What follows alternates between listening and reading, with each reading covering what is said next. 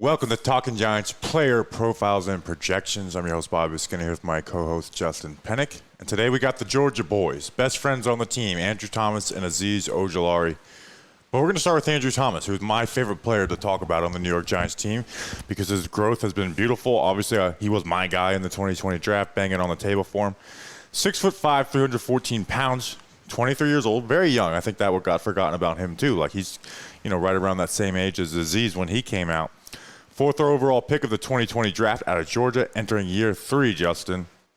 His rookie year, he was slated to play right tackle and then had to go back to left tackle when Nate Solder opted out, even though he shouldn't have been at left tackle from the start. Had a down, then up year as a rookie. Like, he didn't have an up and down rookie year. He had a down, then an up. And he really worked on some stuff, protecting the inside foot. Then, was dealing with a training camp ankle issue the whole year. Had an awesome year in 2021, and then we're going to go through it statistical-wise, and just with our eye tests as well. But did miss 4 games due to a foot sprain. But Andrew Thomas continued to grow, and a competitive Giants team should give him the recognition he lacks but deserves, Justin.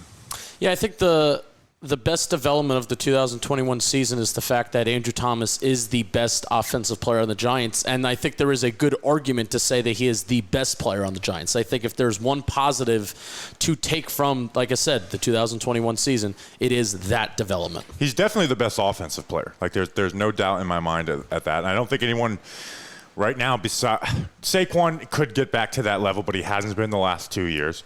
Kadarius Toney could get there, but it's not. Right now Andrew Thomas is the best offensive player.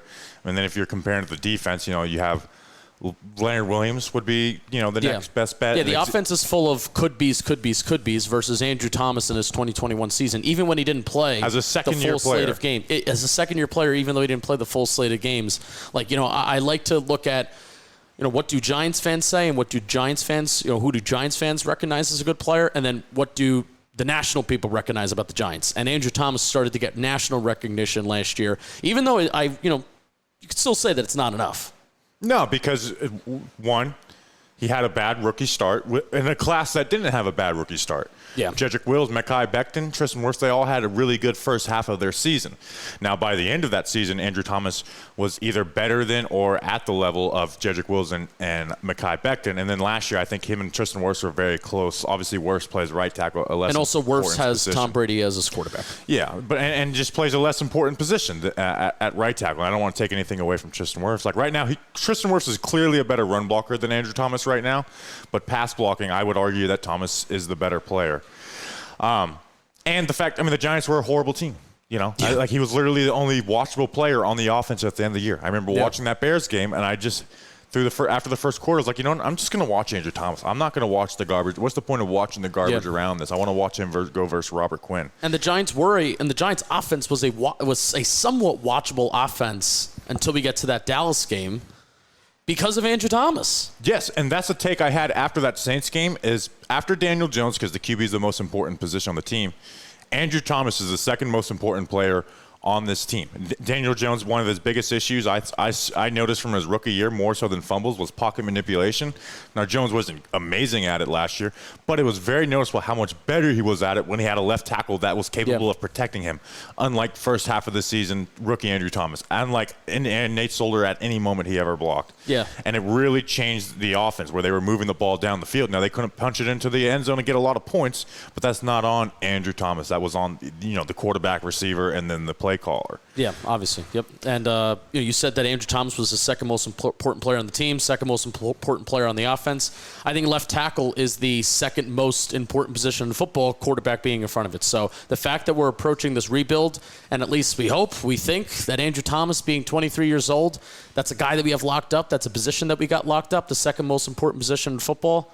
I'm for it. Let's go. Let's go through some statistical stuff on Andrew Thomas before we just talk about eye tests, things that he does well, things that he needs to improve on, pass game, run game. Last year, in 2021, he allowed 2 sacks, 3 hits, and 18 pressures. That was 10th best for all tackles and sacks, 9th in hits, and 7th in pressures. And remember how bad the Giants' offense was around him. Here's something I know. He gave up 2 sacks. One, me and Julian, the producer behind the desk right now, were there for the Tampa Bay. What play of the game was that? The last play of the game and the biggest blowout of the year besides the Rams game? And then versus Robert Quinn, who had 18 and a half sacks that year. And go watch the film on that game. That might be one of my favorite Andrew Thomas games because Robert Quinn was not playing the run game at all. He even said it in our interview with him. He's like, not even for a second was Robert Quinn playing the run. He was simply going to break the Bears' single-season sack record. And Thomas had him on the ground. Thomas whipped his ass all game, but he dipped the edge and got him one time. And let's talk about Robert Quinn's season. So that's one of the two guys he gave up a sack to. He had 2 games where he didn't get a sack this year, Robert Quinn. He broke the single-season sack record for the Bears, right? Want to guess who the 2 tackles were that didn't give up a sack versus him? Trent Williams, who's the best tackle in the game right now, and Andrew Whitworth, who was probably the best pass-blocking tackle in the game before he retired last year. Those are the two guys that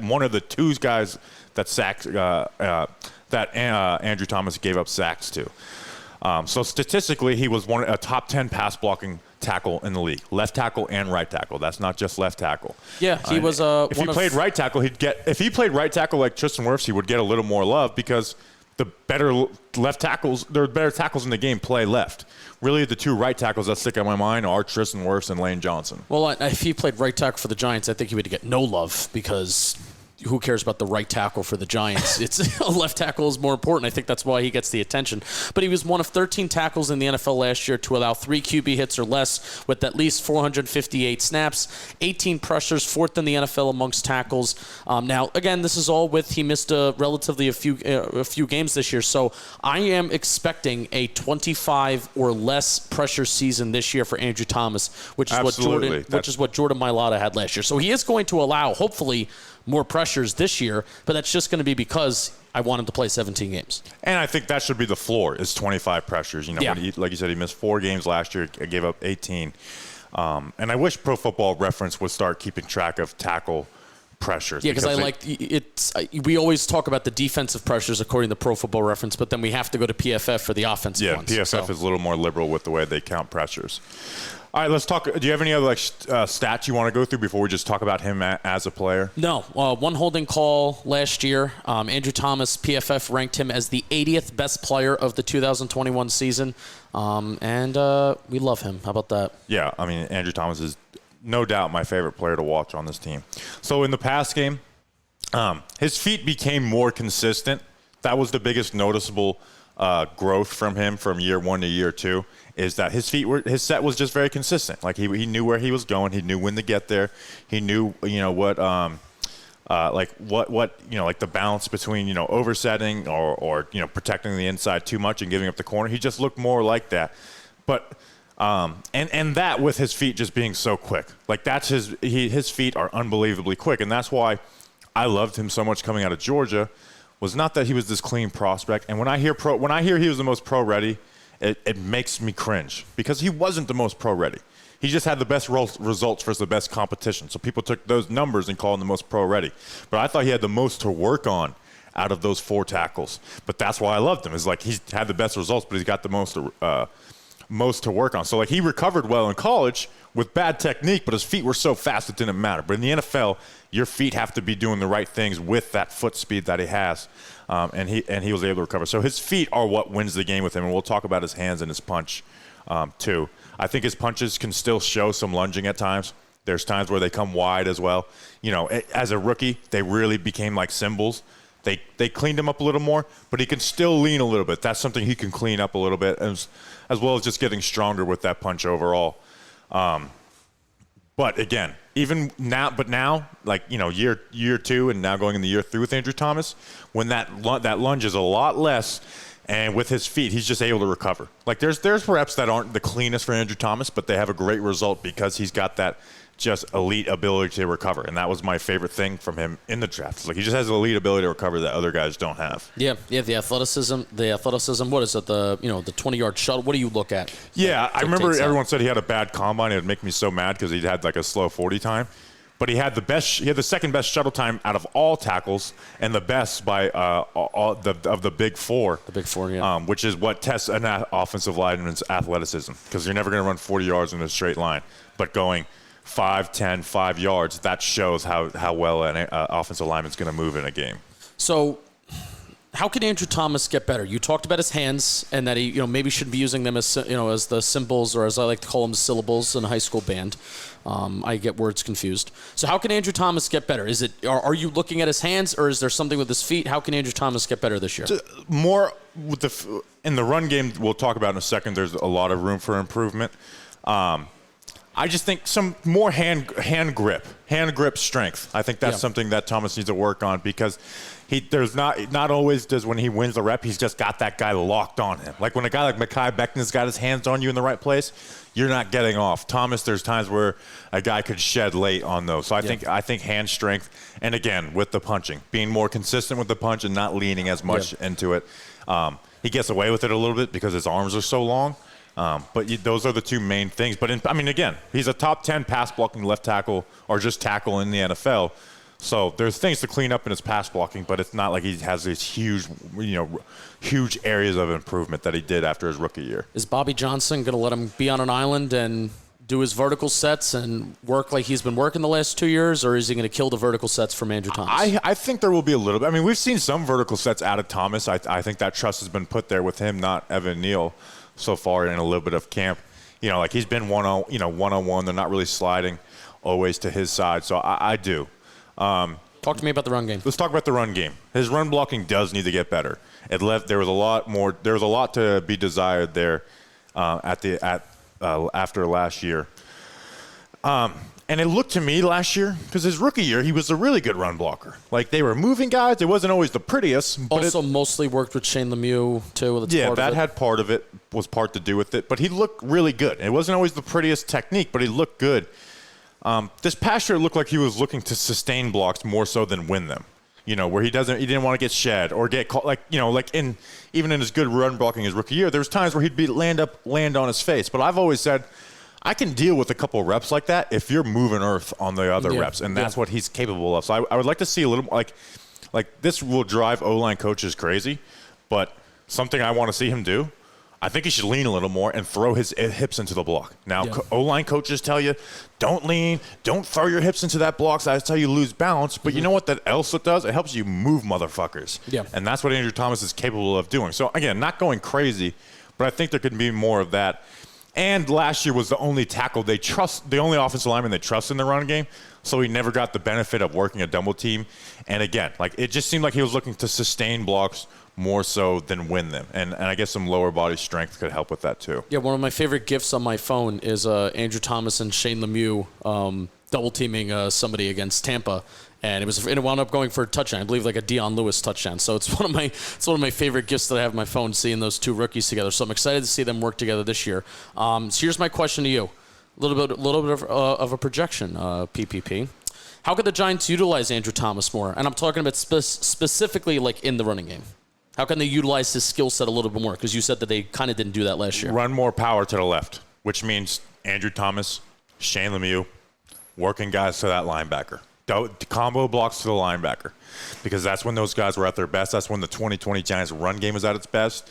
Now you don't have Matt Skura, Billy Price, Will Hernandez, and Nate Solder. You got guys that are more capable. So running to the side, and something that they didn't do a lot, and I know you're not going to do this a ton, but let him pull. Like, whenever he pulls, he does really well. He's got that athleticism to do that. So let him and Lemieux work combos of linebackers, because those guys have real good chemistry. I remember the Seattle game 2020. There was a huge Wayne Gallman run that I think Andrew Thomas was pulling out in space. And you don't see that all that often from tackles, so maybe we'll see it this year. So that's Andrew Thomas. This is Bareburger. This is Bareburger, because they got something for everyone. Yes, even Andrew Thomas should have brought Bareburger to the van for the Andrew Thomas interview. Probably would have got him to stay around a little bit more.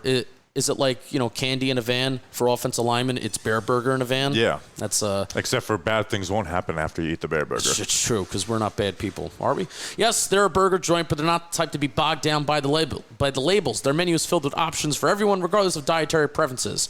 Whether you're 100% vegan or you thought that Andrew Thomas wasn't the top tackle from the 2020 draft class, Bareburger won't judge, but we will. There's only one dietary restriction you'll be limited to: food that's made to taste great. They have a happy hour that's the best in New York City, 12 p.m. to 7 p.m. Monday to Friday. That's a lot of hours to be happy.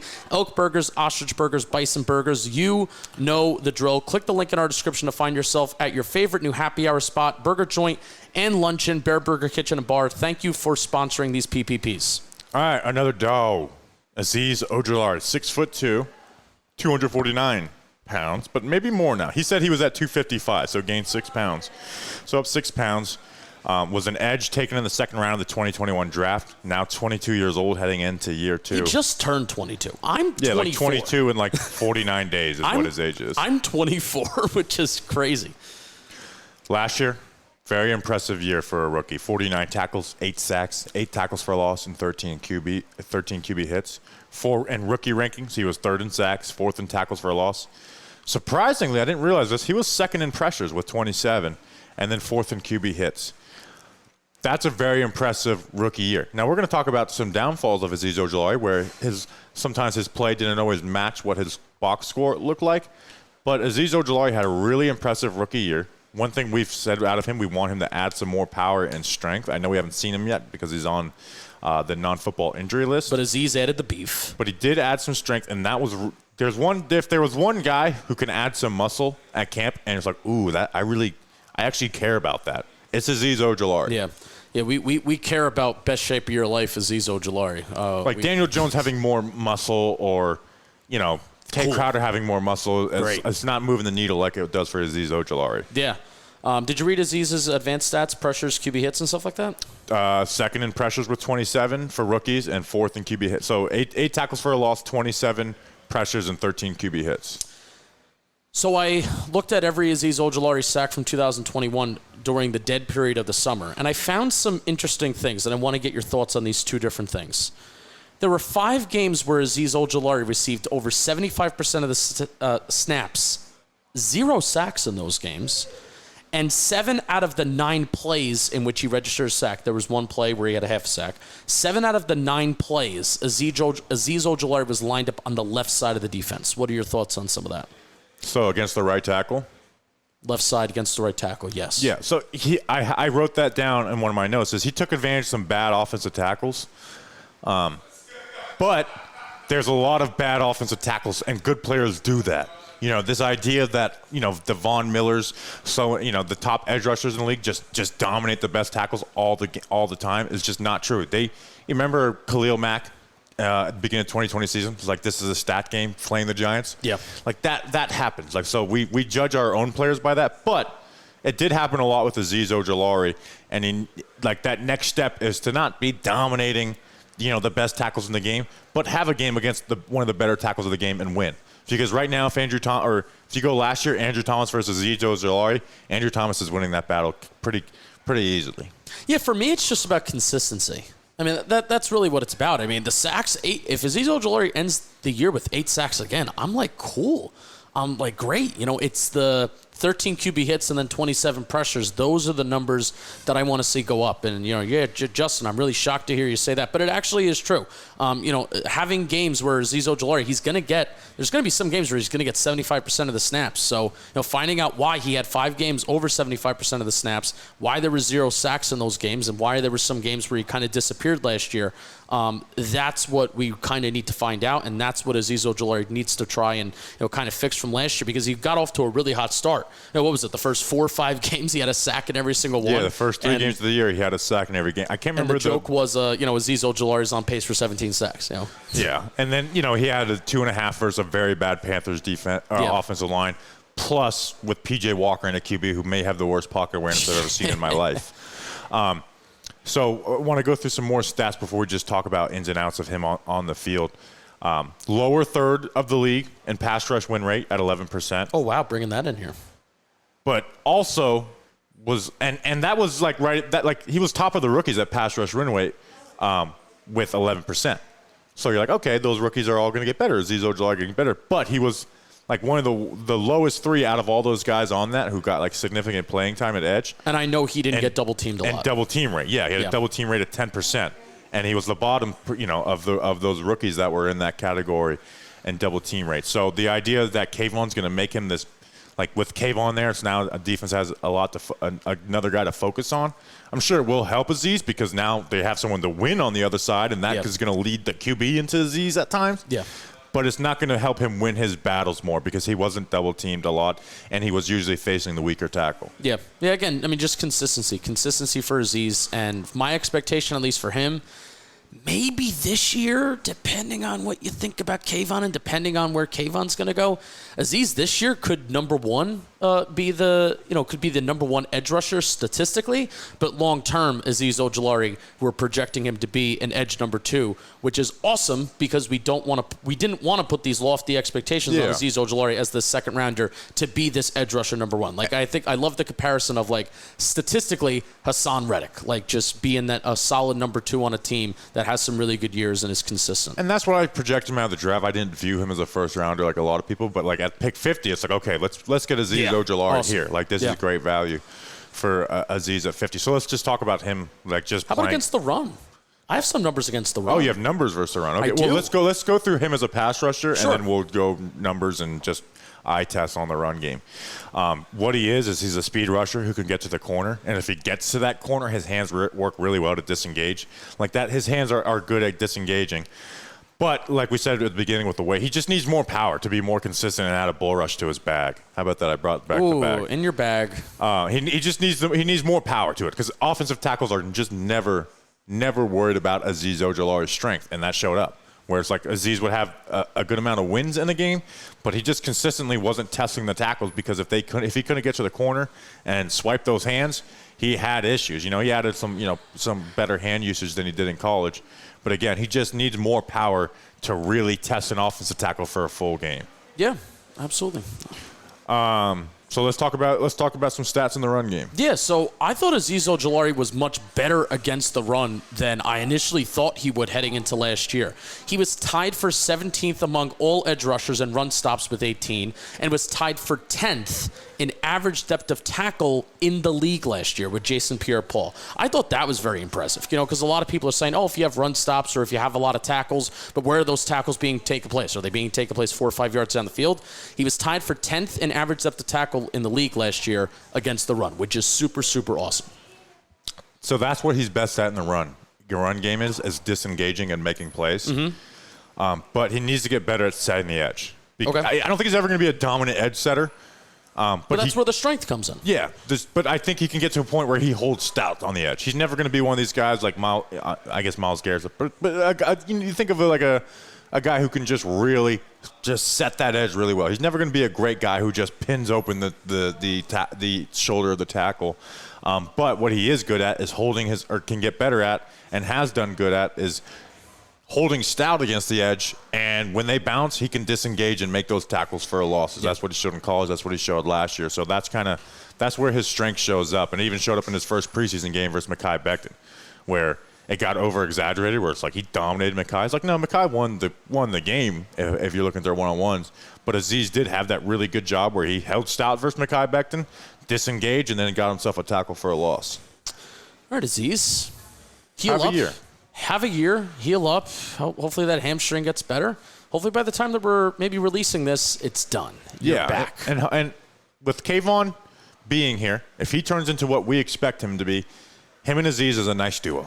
It really is. And that's what we said about Azeez last year is he's good, but he's going to be he's going to be his best as the number 2 pass rusher. Yep. And that's hopefully what we're going to get with Kayvon Thibodeaux is the 1 to Aziz's 2. And you can have a pass rush that defenses worry about. If Azeez can add that strength, add some stuff to his game, and then Kayvon could be his, we can be that team that when the opposing podcast is previewing, it's we really got to worry about the edge rushers.